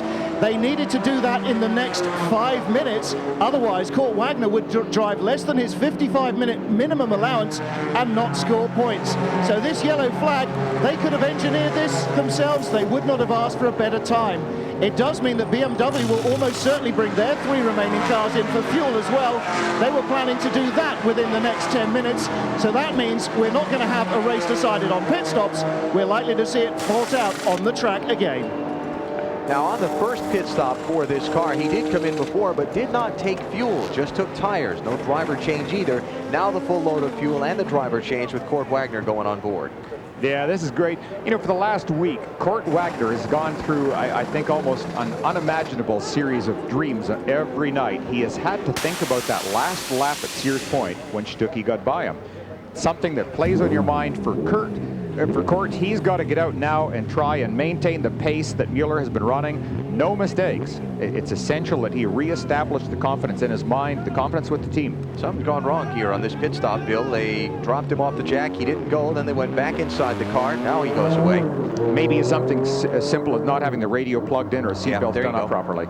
So off and away is Court Wagner, Los Angeles driver in the GT leading Porsche. Now pit stops for some of the others. Here is a driver change happening as Johnny O'Connell gets out and Jan Magnussen gets in the Panos, and you're looking at it right up close. Yeah, it's kind of an interesting view. You can see the drivers scrambling and trying to get in. This is a fully enveloped cockpit. I mean, it's almost like trying to climb into an F-16 or something. It's just that bulge right in front of you. Look at this. Just a remarkable view. You can see how tight it is. Trying to get the shoulder harnesses up over his shoulder as the team continues to do the tire change. They did the fueling a moment ago. Then when they were done with the refueling, remember, they're not allowed to touch the car other than the driver change during the fueling. Now they go and make the tire change while Jan Magnussen finishes buckling in to the Panos Ford. And he has to be very careful. Oh, and he's blocked. Look at this. So frustrating, but he had presence of mind not to hit the tire, not run over the air hose, so he has got out. He could afford the luxury of taking his time there because of the pace car incident. And of course, because the fact that this isn't a race off pit road in the way like you might see at a NASCAR race or in the Indy 500. These cars. What's that? Something just came off the car. There was something just fell off the side of the car as he accelerated out. His right-hand rearview mirror, maybe? And see the shape of that rearview mirror on the left you're looking at there. Boy, that can play such a critical part on this track because you have to know where everybody is all the time. Yeah, see it? That's it's right, not the mirror has gone. On the right front. So the rear view mirror coming off the Magnussen machine. One of those little things that sometimes come back and bite you. One of the crew members or drivers during the change must have bashed it, broken the mounting point on it. Amazing. Now, we're getting ready to go to the green flag here, and the BMW, the lead car, has not pitted under the caution flag. A mistake? Yeah, I think it was. Because again, the Panos have come out with fresh tires. They are loaded with fuel. They're ready to tear at it again. And we just may get this battle resumed. The one that we saw stopped by the earlier black flag. This could easily restart. Pace car is off, and now the leader begins to accelerate to the green flag. Steve Soper back up at full steam as the rest of the field gets up through the gearbox. He has a good lead down the front straight here, and you can see his own teammate is not too far behind. The white car is cutting through traffic. Now the Panos machines that did make the pit stop, they're going to be a pretty good back distance farther. Oh, and a spin right there. Look at this. George Robinson. Number 74, yeah. George Robinson loops around. That's exiting the festival curves. Cold tires will catch you out so quickly on this track. This, for some reason, is a track that just gives the tire engineers fits. They don't understand, and they admit they don't understand, why there is such strange traction problems on this surface. So Robinson gets away with the spin and continues on without any further damage to his car. And let's take another look at what happened exiting the festival curve. Yeah, George. Right in front of the leader, too. Boy, George had to be in second gear. They're trying to put down something around 700 horsepower out of that Chevrolet motor. The tires would have nothing of that and decided to do a little loop-de-loop. Wow. So fortunate there for Steve Soper that he wasn't any closer to Robinson when he spun exiting that corner. A race can disappear. A certain victory can disappear in a heartbeat in any kind of racing. You have to have luck. Steve Soper behind the wheel of the BMW, leading right now the Rose City Grand Prix at Portland. You're watching the American Le Mans Series on NBC. I don't know what makes my Italian family happier, talking or reading. But when we're doing both, we're in heaven. Every bowl of salad brings out unlimited family gossip. Every breadstick makes a very good point. Keep our glasses full and our forks busy, and we'll keep going. And that's how it goes when we're at the Olive Garden. It's what they call hospitaliano. We feel happy when you feel at home. In fact, I feel at home enough to tell you, Nina was not born with that nose. The Olive Garden. When you're here, you're family.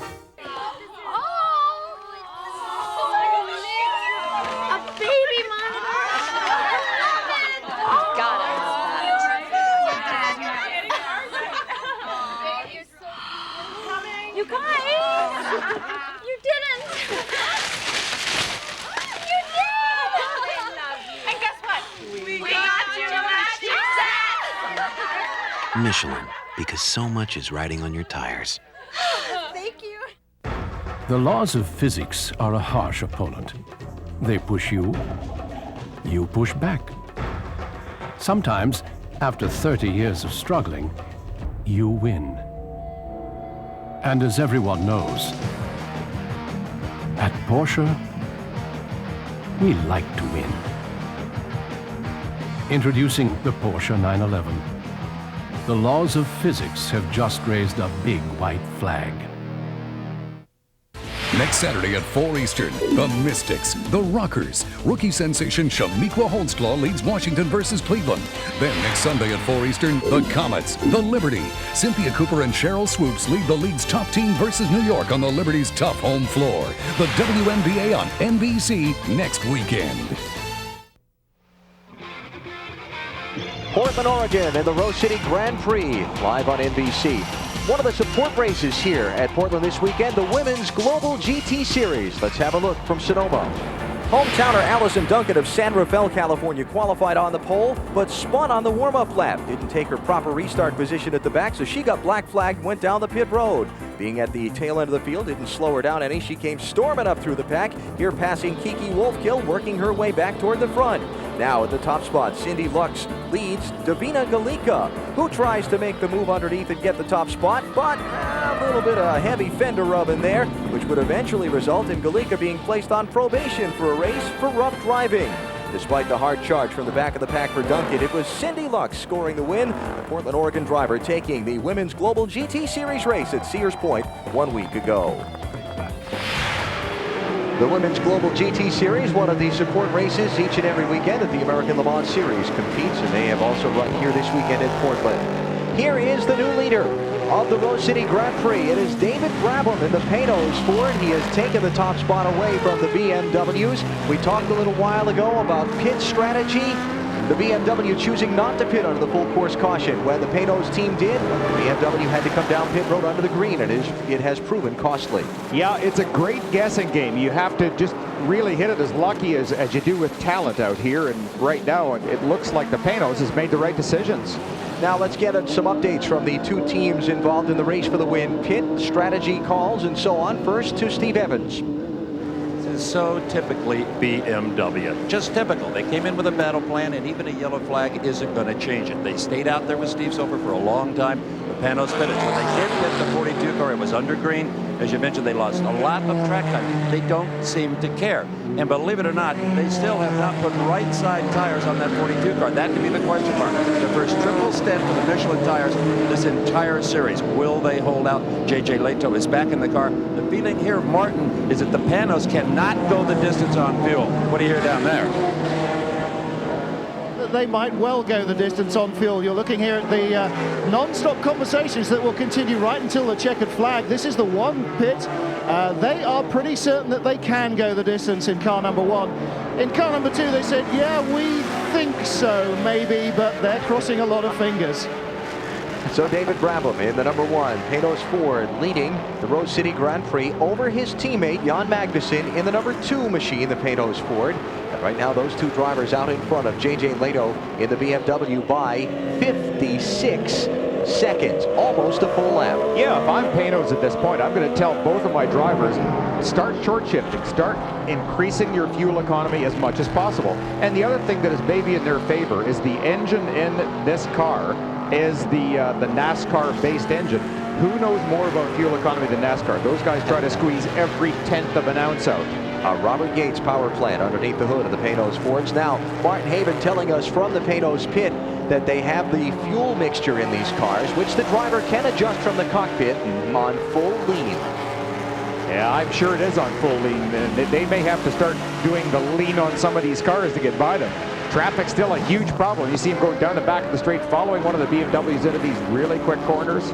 That's Winkelhock right ahead, right. 43 car. He is the fourth place runner, Winkelhock is. He just got into the machine. Bill Oberlin drove a double stint in the first part of the race before just giving way to Winkelhock. They pitted just after the Steve Sober Leto car pitted, also under green, has cost him basically a full lap now to the Panoz. It's such an interesting change in philosophy, looking at the two cars, one being rear engine, one being front.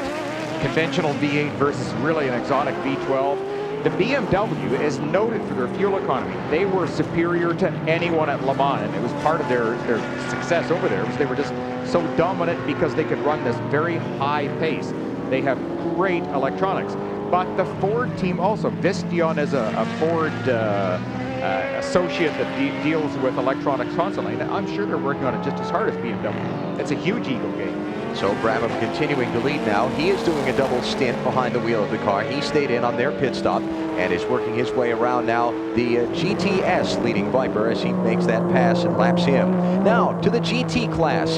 The race lead is been in the hands of Dirk Muller, who just gave way to Kurt Wagner on a pit stop. Also gave up the lead on their pit stop. They came in under the full course yellow, took on the full load of fuel. Some of the BMW M3s did not. That's right. The car that's right up ahead right now is the car of Brian Cunningham, and he is in a nice lead at this point.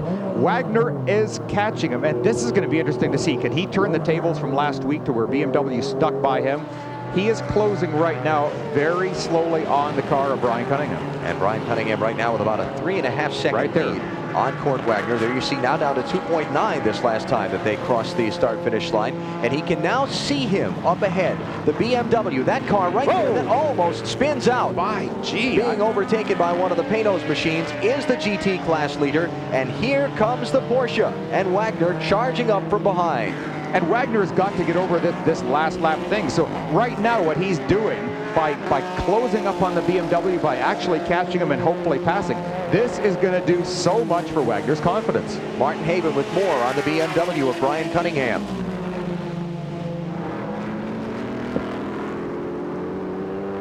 These cars must stop again for fuel before the race is out. That's not a problem that the 23 car will have. So whether he passes on the racetrack or not, that's kind of academic. All three BMWs will pit before the end of the race. Well, the kiss of death. We start talking about the great race, and there it goes. And fuel mileage, you know, and pit strategy. The Porsche last week at Sears Point appeared to be well in hand of a victory by being able to run much farther than the BMW on fuel until a couple of late full course cautions brought the BMW back up to them and negated their fuel advantage. And then, of course, they went on with the last lap pass for the win. Hans Stuck in the BMW passing Kurt Wagner in this car. Closing in on the finish of the Rose City Grand Prix at Portland. Can this BMW catch the Panoz for the victory? We'll find out. You're watching the American Le Mans Series on NBC.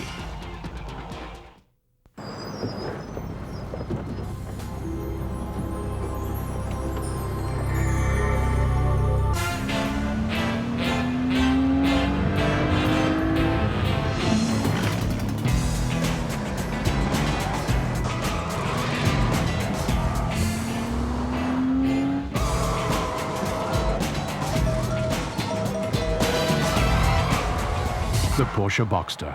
There really is no substitute. Want to color your gray beard or mustache and get a natural look? It's easy with Just for Men Gel. You look so natural, no one can tell with Just for Men Gel. No one can tell with Just for Men Gel. It's not regular hair coloring, it's specially made to penetrate that coarse, hard to color gray. Simply brush in and in 5 minutes, rinse. Now gray is gone, matched up to the rest of your hair. You look so natural, no one can tell with Just for Men Gel.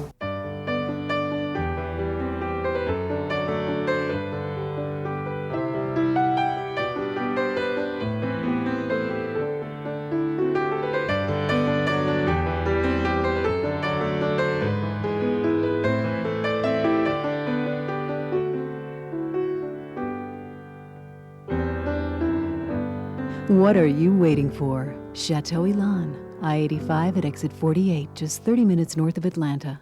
And now, if you will please turn to page 17. You're in business to make things happen without mistakes. I don't have a page 17. What? I don't have a 17. No 17. Oh, well, I got 4 17s. I got a bunch of 3s. Toshiba copiers never let you down. From brilliant color copies to network connectivity and perfect collation. With Toshiba, you're in business. Should have used the Toshiba. For information and the dealer near you, call 1-800-GO-TOSHIBA.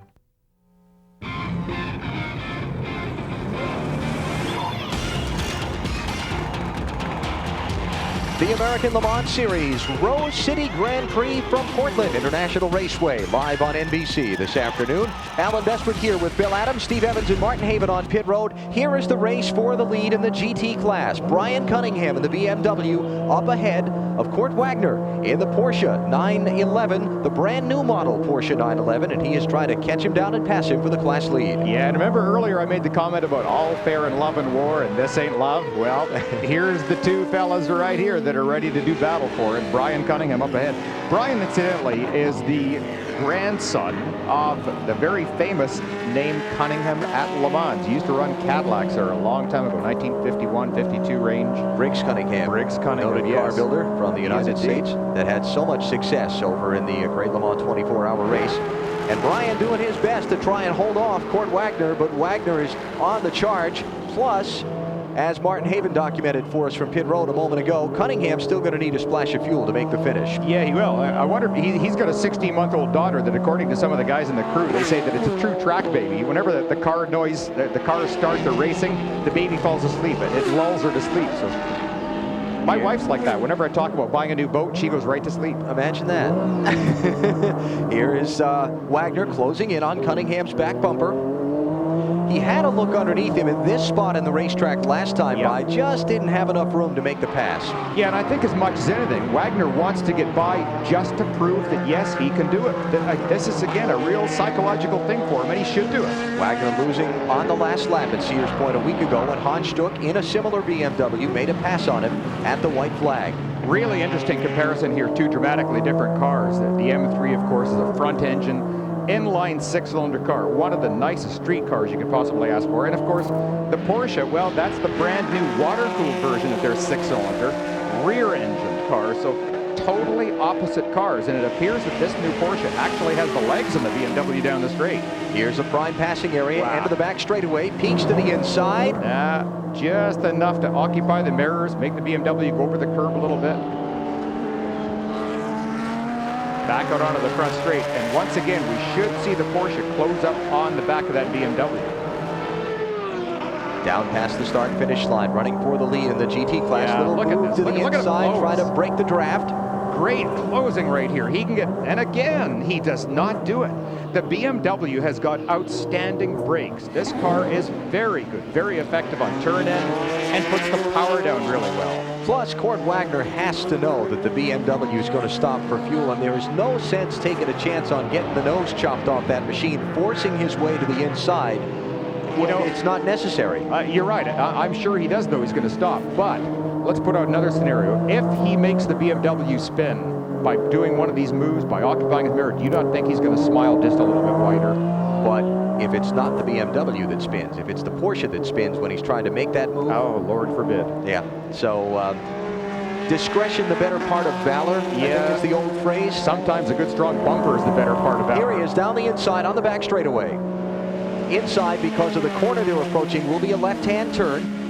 And he is by and into the class lead in GT. So Kurt Wagner from Los Angeles puts Porsche back out in front, and quickly following him through goes J.J. Lehto in the pole-sitting BMW that has fallen back to third position now by pit strategy going awry, basically. Yeah, that sums it up pretty well. And that is an amazing picture we just saw there. The rate of closure of that prototype BMW on this already blindingly quick little Porsche, it's almost unthinkable. This BMW just gets into places so fast, and that is one of the difficulties of the lower class cars.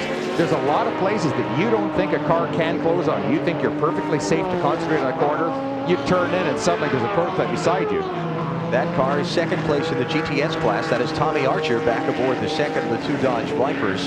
The two Team Vipers have basically been the story in that class all day. They've traded the lead back and forth 3 different times. The machine that Archer started and the team car that David Donahue started. They've traded the lead 3 times throughout the race in this class, but the Porsches have not been able to get up there and challenge the Vipers for supremacy in GTS. No, they are the class of the class. You can see the only thing wrong with this car, they've lost one of the vents off the top of the front fender. See, right above that, the driver's side headlight, there's a vent that allows a buildup of high air pressure around the wheel to get us to escape, to get out of there. That's missing. So that'll upset aerodynamics a little bit, but not to the point where it's going to make the car undrivable. The one thing that I was very surprised at when I was talking with Tommy Archer earlier, he's an old friend and co-driver, and he was saying how the actual envelope of comfortable performance on this car is very narrow. He said it's a difficult car to drive. And he said they look like they're out there just moseying around the track, taking it easy, going smoothly. He says, we are driving hard all the time. We have moved our camera to the lead car in GTS. That is David Donahue, 32-year-old from Malvern, Pennsylvania. Won at Le Mans in 1998 in one of these Team Oreca Dodge Vipers, and is having a fine outing here today in Portland. Bypassing one of the GT Porsches down the back straightaway and into the final couple of corners to complete another lap here in the Rose City Grand Prix. David Donahue spent some time this week up in Seattle with a friend of his who has an old restored car that his father, Mark, the great racing legend, drove in the Trans Am Series, an old Camaro back in 1968. Said he really enjoyed getting a look around one of the cars because he doesn't have very many recollections of his father. He was very young when his father had all of his success. Boy, I have recollections. I can remember my dad taking me to the racetrack and watching Mark Donahue in the Sunoco Camaro, and then, of course, the Porsche 917s that he drove, the Can-Am cars, the predecessors of these. Now, one of the Panoz machines has come down pit road, back up front to the leaders. This is the second place car. Jan Magnussen coming in. We'd heard earlier they were probably going to go to the finish on fuel. A little change of heart here. Well, it's just going to be a splash. Watch this as soon as he pulls out. I don't think they'll take a full tank at all. Let's go to Martin Haben. Well, they said they thought maybe, possibly, and crossing everything they make it. Looks like they were wrong. Now the question becomes, what about the lead car? David Brabham in the #1 Panoz machine. Is he going to have to stop for fuel before the finish? Well, you'd think if they made the fuel calculations based on what they've been doing, that it's going to apply. There's a spin just ahead of the leaders. Festival curves. That is Alex Cappy in the Toshiba Ferrari. Spun around. He gets it righted. He and the other cars involved in the jam up there going to go back through and onto the course without any further incident. Yeah, it looks like he was able to spin without any contact at all. There's not a mark on the car. We'll take a look at replay and just see exactly what did happen. And it probably, oh no, he might have even got punted by his own teammate. I don't know. It's hard to tell if there's any damage on that car or not. Didier Doronegas, the teammate in the Olive Garden car. Here's another look at it.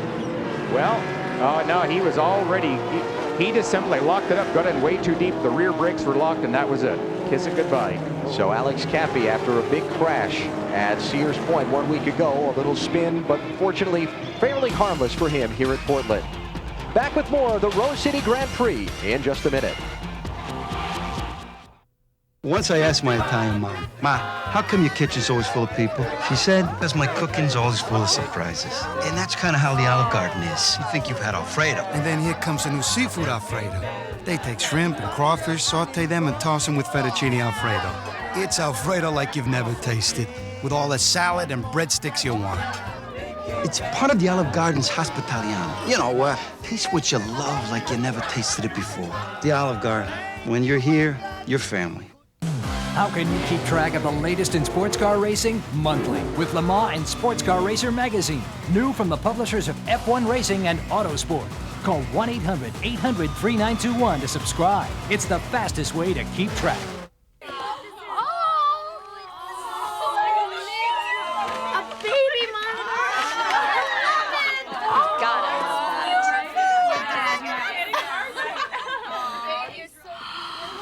You guys! You didn't! You did! And guess what? We got you a matching set! Michelin, because so much is riding on your tires. Thank you. Insightful columns, exclusive interviews, dazzling photography. Every month in Le Mans and Sports Car Racer magazine. New from the publishers of F1 Racing and Autosport. Call 1-800-800-3921 to subscribe. It's the fastest way to keep track. Playing for pride. Playing for team. Playing for country. Golf's ultimate challenge, the Ryder Cup, this September on NBC.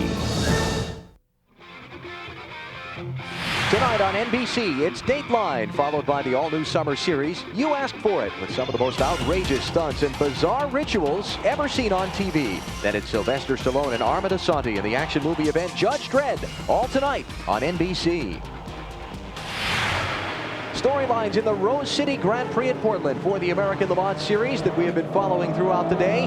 Horsepower, the championship, the GTS and GT class races. Indeed, it has come down to that bigger is better today. The more horses you have, you let them run here. I mean, as an example, in the GTS class, this is just about as perfect a track as you could ask for the Vipers. 8-liter V10, monstrous power. They love this place. Championship, Elliott Forbes Robinson, the point leader coming into the day, scheduled to be the co-driver of the 20 car that Butch Leitzinger started.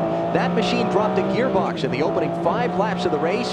So since Robinson had not been behind the wheel of any car in the event yet, he was able to move down to the Team Dyson Racing machine and gain championship points. And you look at the overall leader of the event, it is David Brabham, driving one of the Panoz Fords out in front now over the BMW of J.J. Lehto. The Team Panoz Ford was in second spot until a moment ago. We showed you the pit stop that he made for a splash of fuel. He came off the pit stop, still with second spot. But remember, right after the pit stop, the big jam-up involving Alex Caffey down at the Festival Curve section of the course. Yeah. The yellow flag was waving in that part of the course, and while that yellow was out in that section of the track, he passed one of the slower cars, got a stop-and-go penalty, came down pit road for that, and has fallen back to third position. Yeah, these are the penalties. They can drive a driver absolutely crazy, because sometimes you have to pass a car in a situation like that. You're taking avoiding action. He is almost literally the dead stop. It just drives you nuts. Now, I want to talk back just for a minute about that stop and not the stop and go, but the splash and go for fuel on the second Panoz car. Because if this man, David Brabham, needs to come down pit road for a splash of fuel, as his teammate did, when Jan Magnussen brought the other Panoz car down, he stopped, got the fuel, and got back on the racetrack without being overtaken by the BMW. It's a very impressive performance that we're watching right now. Look, in fact, look at this. You can see from those speeds that Lehto is closing. He is running very, very quick laps right now. But the Panoz has just built such an enormous lead. And the other thing is, with this thundering horsepower to this car, for Lehto to pass, it's going to be very, very tough. So Brabham, in theory, could dive in the pits, come back out ahead of Lehto, and catching is one thing, passing is a whole different ballgame. 49 seconds back is J.J. Lehto with 15 minutes remaining in this event. These American Le Mans Series events are timed races. When they get to the point that the lap time, when they're within the time it would take the leader to complete a lap to within the allotted time of the race, the white flag goes out, one more lap, and that's the end of it. Last week at Sears Point, we ended up having the green and white flags waving at the same time because of a late race full course caution. Yep. And it set up quite a spectacular finish of that event. So now 15 minutes left for Lehto to try and close up and see if he can burn into some of the lead that David Brabham holds. That's such an interesting little steering wheel, the BMW. You see the butterfly shape here. And some people may wonder, why not have a totally round wheel? Well, in theory, you shouldn't have to ever move your hands from the positions on a wheel where you see his hands. Now imagine that's a total round shape, and he's about 3 and 9 o'clock. Or maybe perhaps 2:15 or 9:15, or you get the idea. Yeah, we do. You don't need to change your hands from that. Yep. And that is a professional driver there who just keeps his hands in that position back and forth all the time. Now this traffic is not helping Lehto try and close on David Brabham whatsoever. David Brabham in the Panoz Ford is leading the Rose City of Grand Prix. Back with more of our American Le Mans Series coverage after these words from our local stations. Tonight, an all-new You Asked For It with an amazing magnetic family, the Stretchy Man, and more. Then the explosive network premiere. Throw down your weapons and prepare to be judged. Sylvester Stallone and Rob Schneider in Judge Dredd. Parental discretion is advised. I'll be the judge of that. An all-new You Asked For It, followed by the network premiere of Judge Dredd, NBC tonight. Playing for pride. Playing for team. Playing for country. Golf's ultimate challenge, the Ryder Cup, this September on NBC. Tonight on NBC, it's Dateline, followed by the all-new summer series, You Asked For It, with some of the most outrageous stunts and bizarre rituals ever seen on TV. Then it's Sylvester Stallone and Armin Asante in the action movie event Judge Dredd, all tonight on NBC. Storylines in the Rose City Grand Prix at Portland for the American Le Mans Series that we have been following throughout the day. Horsepower, the championship, the GTS and GT class races. Indeed, it has come down to that bigger is better today. The more horses you have, you let them run here. I mean, as an example, in the GTS class, this is just about as perfect a track as you could ask for the Vipers. 8-liter V10, monstrous power. They love this place. Championship, Elliott Forbes Robinson, the point leader coming into the day, scheduled to be the co-driver of the 20 car that Butch Leitzinger started. That machine dropped a gearbox in the opening 5 laps of the race. So since Robinson had not been behind the wheel of any car in the event yet, he was able to move down to the team Dyson Racing machine and gain championship points. And you look at the overall leader of the event, it is David Brabham, driving one of the Panoz Fords out in front now over the BMW of J.J. Lehto. The team Panoz Ford was in second spot until a moment ago. We showed you the pit stop that he made for a splash of fuel.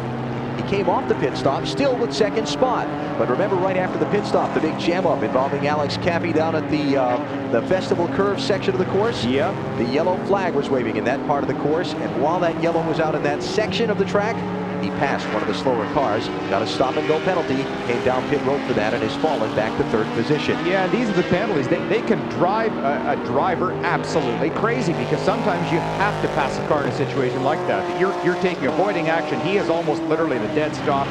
It just drives you nuts. Now, I want to talk back just for a minute about that stop and not the stop and go, but the splash and go for fuel on the second Panoz car. Because if this man, David Brabham, needs to come down pit road for a splash of fuel, as his teammate did, when Jan Magnussen brought the other Panoz car down, he stopped, got the fuel, and got back on the racetrack without being overtaken by the BMW. It's a very impressive performance that we're watching right now. Look, in fact, look at this. You can see from those speeds that Lehto is closing. He is running very, very quick laps right now. But the Panoz has just built such an enormous lead. And the other thing is, with this thundering horsepower to this car, for Lehto to pass, it's going to be very, very tough. So Brabham, in theory, could dive in the pits, come back out ahead of Lehto, and catching is one thing, passing is a whole different ballgame. 49 seconds back is J.J. Lehto with 15 minutes remaining in this event. These American Le Mans Series events are timed races. When they get to the point that the lap time, when they're within the time it would take the leader to complete a lap to within the allotted time of the race, the white flag goes out, one more lap, and that's the end of it. Last week at Sears Point, we ended up having the green and white flags waving at the same time because of a late race full course caution. Yep. And it set up quite a spectacular finish of that event. So now 15 minutes left for Lehto to try and close up and see if he can burn into some of the lead that David Brabham holds.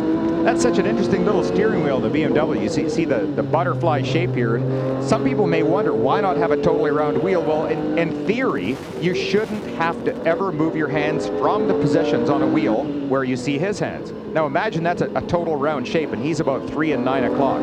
Or maybe perhaps 2:15 or 9:15, or you get the idea. Yeah, we do. You don't need to change your hands from that. Yep. And that is a professional driver there who just keeps his hands in that position back and forth all the time. Now this traffic is not helping Lehto try and close on David Brabham whatsoever. David Brabham in the Panoz Ford is leading the Rose City of Grand Prix. Back with more of our American Le Mans Series coverage after these words from our local stations. Tonight, an all-new You Asked For It with an amazing magnetic family, the Stretchy Man, and more. Then the explosive network premiere. Throw down your weapons and prepare to be judged. Sylvester Stallone and Rob Schneider in Judge Dredd. Parental discretion is advised. I'll be the judge of that. An all-new You Asked For It, followed by the network premiere of Judge Dredd, NBC tonight.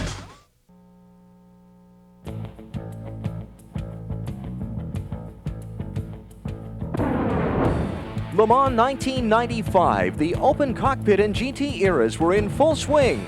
The grid was a mix of world sports cars, production GT cars, and Le Mans Spiders. That field soon faced some of the worst weather in Le Mans history as rain and fog closed in the Sarthe. Those conditions took its toll on the field, including Mario Andretti, who spun while running in the top 3. As the weather cleared, the battle lines were drawn between 2 McLaren BMW GT cars. They would swap the lead an amazing 15 different times. That duel carried on until the car, driven by Derek and Justin Bell, teamed with Andy Wallace, had gearbox problems on their final pit stop. That left it to the team of Yannick Dalmas, J.J. Leto, and Masanori Sakia. They cruised to the checkers, giving Dalmas his second straight and third win overall. It was the first for Leto and Sakia, the latter the first Japanese driver ever to win at Le Mans.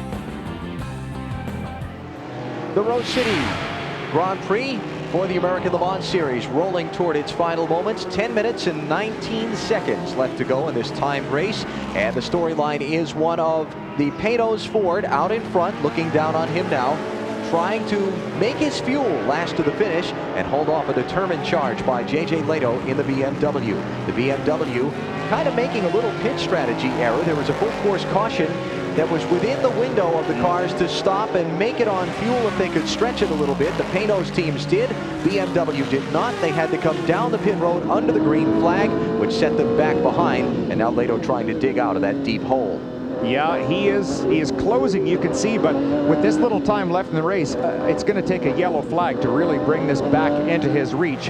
Or the other thing is a Peytos pit stop. Now, we saw them miscalculate in the one car where they did have to bring it in. If they have to bring Brabham in, suddenly we are going to have a real scrap. Jan Magnussen, driving the other Peytos machine that you're riding with now, was the one that had to come down pit road for the splash of fuel a moment ago, and did so without losing second spot to the BMW, but then got a stop and go penalty for passing on exiting the pits when a car spun in the festival curves, and that has dropped him back now to third position, 8 seconds behind the BMW. There was a nice shot there. You just saw Jan Magnussen shifting, and he was doing it so delicately. None of the drag race style slam bam shifting. This is where you want to make the gearbox live. 43 car, that's Joe Wickelhawk, now in fourth place, running consistently but well back. Again, this car can't challenge third place either. Wickelhawk, one of the BMW co-drivers that won the 1999 edition of the Le Mans 24-hour race back in the month of June. Looking a little farther back in fifth position, this is the privateer BMW team. Thomas Bashir behind the wheel. This car, basically a year-old car that's been updated for 1999. Yeah, it's a very good car. It runs very strong, but you can see how just with the technology increasing all the time, suddenly fifth place with these drivers is about as high as it's going to get. This whole field is becoming so competitive. It's suddenly becoming tremendously prestigious. And J.J. Leto, being a competitor in the series all the time, is adequate proof of that. Looking at the car of James Weaver behind the wheel now, giving the hand signal. Nice move. Allowing the Peytos to go by on the inside. Very classy, James. James Weaver in the car that was started by Ron Fellows and has been driven for a time during the event by Elliott Forbes Robinson, championship leader coming into today, whose car broke a gearbox in the opening 5 laps of the race. He got in this machine and ran enough time behind the wheel to earn championship points, so wherever they finish today, EFR will get points for that spot. And Butch Leitzinger, who started the 20 car, will be kind of in tough shape championship-wise at the end of the day. Now, this is Eric Bernard in the Raffinelli Judd-powered machine. Look at the right front fender. Eric Comas. I'm sorry? Yeah, the Judd V10. And interestingly enough, a week ago, we saw something similar. So I wonder if Yokohama tires maybe have a problem with these temperatures. We saw a tire explode at Sears Point, do similar damage to the other side of the car. And again, here he lost the tire. This really loses tremendous downforce, but unlike Sears Point, where it just about kills you, here he can get away with it. It'll slow down his trap speeds quite a bit, but not to the point where it's going to be a major problem for him. Now riding along in the champion teams, Porsche. This is the car co-driven by Alan McNish and Andy Pilgrim. McNish on board now, running in 8th position and about 4 laps down to the race leader. And just that little note on the dashboard, there's a little congratulatory note. The crew chief, Brad, had to fly out very late last night as his wife, Lisa, was having a baby. So they are without the crew chief today, but Brad, I know you're the place where you want to be. So congratulations to you. And hopefully everything has gone well for Brad and Lisa there overnight. It is. Now looking back to 9th position, this is one of the Ferrari machines, the top running of them, Didier de Rodriguez behind the wheel of that machine. There you see the Olive Garden car. The machine started by Max Angelelli. De Rodriguez went back into the car, or got into the car about midway through the race. They've had an excursion or two throughout the day. But they're still enjoying it. Take a look at some of the telemetry here as we go down the front straight, particularly the heart rate right down the bottom right-hand corner. Now, if you don't think these guys are athletes, think of how your own heart rate increases when somebody pulls out in front of you on the highway. It just feels like a double. You go, oh my goodness.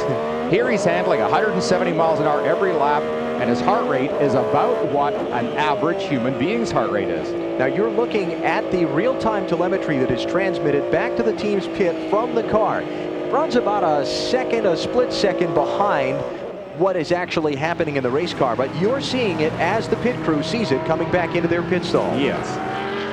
Engine RPM, you see how low down it gets, and low fuel light is just starting to come on every once in a while. So remember, now there he's back full throttle there, so it's not critical for the crews to know immediately when everything happens. They just want to see it. Didier Doronicus running in 9th position in the Rose City Grand Prix of Portland. Back for the finish in a moment. You're watching the American Le Mans Series on NBC.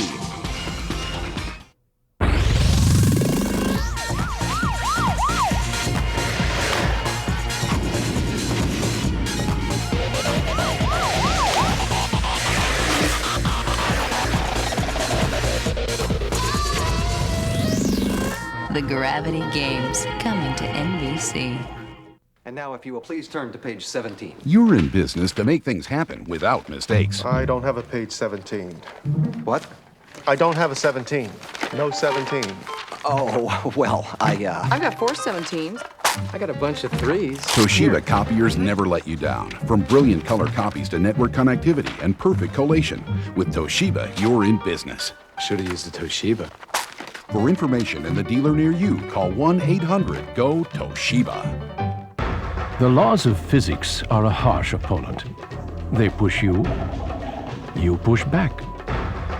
Sometimes, after 30 years of struggling, you win. And as everyone knows, at Porsche, we like to win. Introducing the Porsche 911. The laws of physics have just raised a big white flag.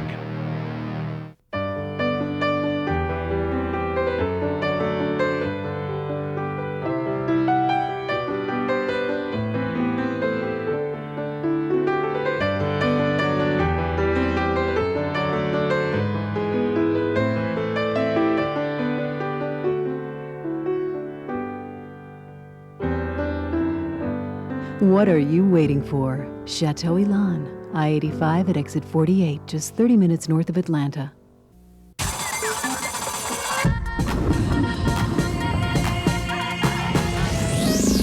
The Gravity Games, coming to NBC.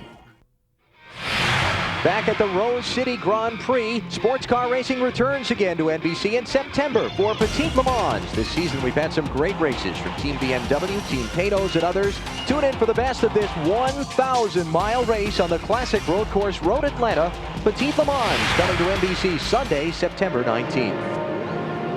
Working down to the final moments of the Rose City Grand Prix. It is Peytos out in front, David Brabham behind the wheel, trying to stretch fuel to victory lane. 58 minutes since they've been on pit road for some gasoline last. They have to be on fumes. Oh, one of the BMWs smoking up ahead. Oh, 43 That is Winkelhock. Off course, smoke behind the machine. Maybe just got on the brakes, locked him up because he is still under power. Yeah, I think he just got in way too deep. He might have been looking at his mirror, seeing those cars come up, just the momentary distraction, and by the time you're in too deep, you get on the brakes. Now, he has lost a headlight cover. That will also affect the downforce aerodynamics of this car. That, in fact, quite a bit. Yeah. That's a hole, and not only does he lose aerodynamics, but that will funnel air in and tend to lift the car. Now, watch this. You can almost see his head just bend a little bit. He tried to look and see where the traffic is, and by that time, he gets on the brakes, locked up the right front wheel. Now, a point there, Bill. That hole was already there before he went off, so maybe the loss of downforce on that left front wheel definitely causing the handling to change. It definitely will, because we've seen the Raffinelli car lock up its brake a number of times, both last week and this. With the downforce gone, the driver is used to braking at a certain point for consistency.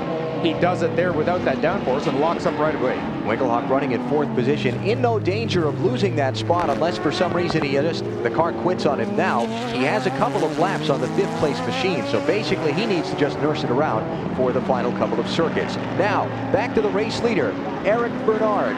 That is David Brabham behind the wheel. Eric Bernard starting the car right up behind one of the cars, slowing, waving his arm frantically. Now, there's only a minute left in the race. So when he comes back around to the start-finish line, he should see the white flag.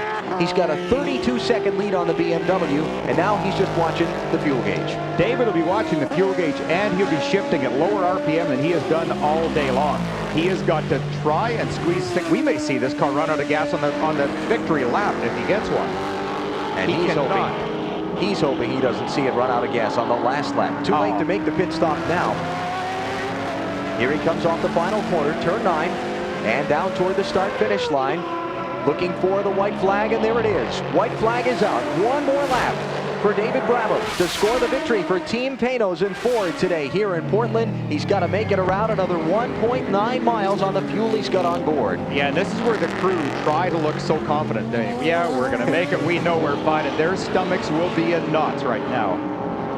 They go, come on, David, just push the thing. Pedal it if you have to. Final time around the twisting infield part of the course. Turns 2, 3, 4, and 5. And he'll spill out onto the backstretch and rock it down there for one final time. And the thundering horsepower of this car, it has to be heard and felt. I'm sure that they thought there might be an earthquake coming on the West Coast here, because every time this car goes down the straight, the buildings are shaking. It is quite remarkable experience. Still under power down the backstretch. This car has finished second in the last 2 events. Second at Mossport, second at Sears Point. Looking to move it up one spot on the victory podium today. Final corner coming up for David Brabham. And he's being so cautious. Well, here he goes. At this point, he can almost coast. They run the final hour on one tank of fuel. The victory salute to the pit crew as he comes to the checkered flag. David Brabham, with his co-driver Eric Bernard, wins the Rose City Grand Prix. Victory for Paynos, second of the 1999 season. Now the class winners in GTS and GT running right together. It is the Viper in Dodge going to win. For the GTS category, David Donahue will take the checkered flag, and you ride with Kurt Wagner as he avenges the loss of 1 week ago and scores the victory in GT here in Portland.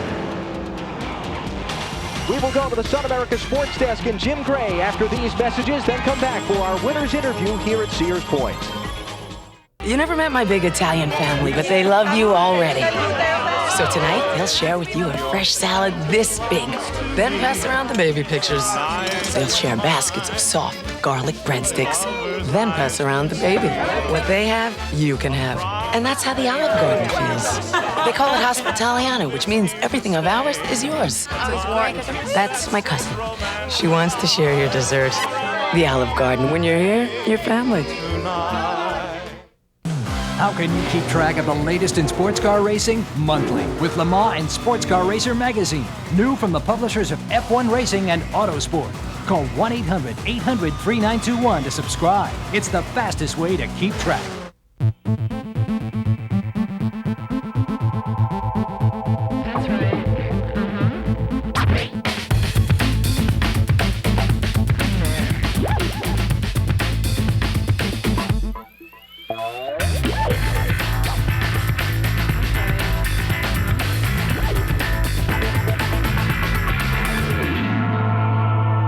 The BMW 3 Series sedan from $26,970.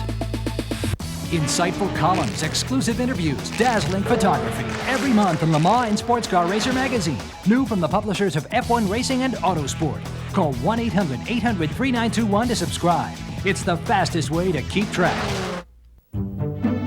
Nicoderm CQ, what brought this on? Last night. Dad, when the baby comes, leave the cigarettes at home, okay? We didn't quit for our kids. We didn't know what we know now. Look, I talked to some guys who quit. CQ helped them do it. The 3 gradual steps. You step down, you dose. The doc says gradual's the way to go. Nicoderm CQ, the power to calm, the power to comfort, the power to help you quit. As the postseason approaches, the champions and the newcomers prepare. Tune into a WNBA special all about heart next Sunday on NBC. The Rose City Grand Prix at Portland for the American Le Mans Series has been won by Team Paynos. It was David Brabham driving to the win with his teammate Eric Bernard. There you look at the overall rundown. The BMW pit strategy not working out in their favor today. To the winner's circle, here's Steve Evans. David, let me guess, you fumed this front engine beauty right into victory lane. It's amazing. I mean, it was full of drama the whole race. Eric did a great job at the start, keeping up with the BMW, and then when it was time to change, I got into the lead, and then I passed under yellow. I just didn't see it, and I'm sorry to the guys.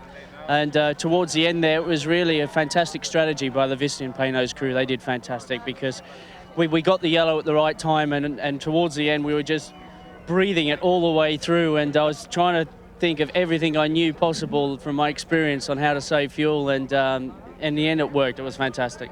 Congratulations. So Martin, it was a light right foot that won this one.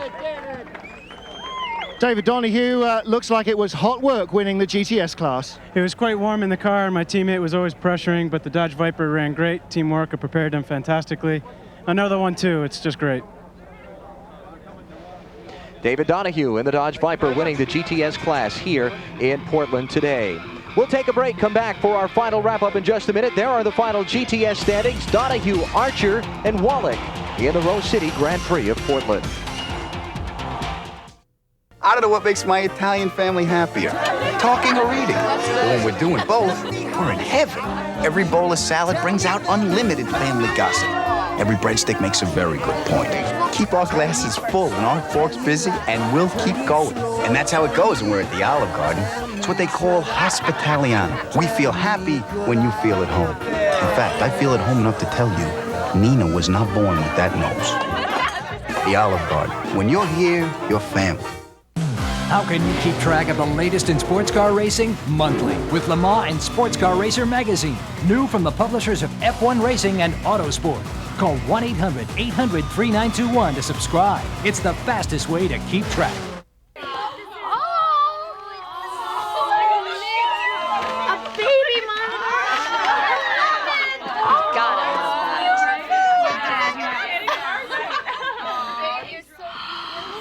You guys! You didn't! You did! And guess what? We got you a Michelin, because so much is riding on your tires. Thank you. Insightful columns, exclusive interviews, dazzling photography. Every month in Le Mans and Sports Car Racer magazine. New from the publishers of F1 Racing and Autosport. Call 1-800-800-3921 to subscribe. It's the fastest way to keep track. The Rose City Grand Prix Portland, presented by Toshiba Copiers and Fax, is brought to you by the Olive Garden. When you're here, you're family. By Michelin, because so much is riding on your tires. By BMW 3 Series. Everything your car does well, it does brilliantly. And by Toshiba Copiers and Fax, your source for digital connected office solutions. Back at Portland with the winner of the GT class, Kurt Wagner, after disappointment last weekend. This must feel good. You know, I owe it to the crew. The Porsche 996 GT3R is a brilliant machine. Alex Job Racing, the crew, did a phenomenal job. Michelin tires held on the whole race. They were just brilliant, as the car was. I can't thank Daryl and Sherry Havens enough for allowing this opportunity for all of us. It's an awesome afternoon. They did a great job, and thanks for Lan for putting me up with me. It's a great day for Porsche and a great day for Alex Job Racing. And again, the Michelin tires were brilliant. I mean, they really held up the whole stint. It was great. And thanks again. Sunday, September 19th, the American Le Mans Series continues with Petite Le Mans on Road Atlanta, the 1,000-mile race. Sunday, September 19th, here on NBC Sports. Tonight, 7 Eastern, 6 Central, Dateline, followed by the all-new Summer Series You Asked For It, with some of the most outrageous stunts and bizarre rituals on TV. Then it's Sylvester Stallone and Armand Assadi in the action movie event Judge Dredd tonight on NBC. For Bill Adams, Steve Evans, and Martin Haben, Alan Bestwick saying so long from Portland, where the Team Paynos car of David Brabham and Eric Bernard has won the American Le Mans Series race.